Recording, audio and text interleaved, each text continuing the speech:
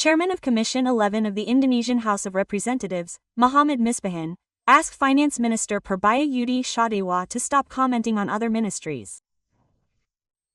He asked Purbaya to focus on the grand design of the economy to support President Prabowo Subianto's policies.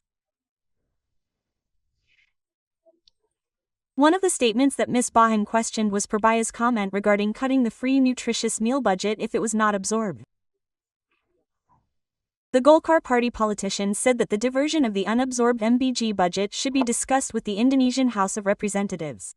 According to him, Purbaya should have dialogue with the Indonesian House of Representatives first before pressing for such a policy. Misbakhun suggested Purbaya hold off on increasing the value-added tax, VAT.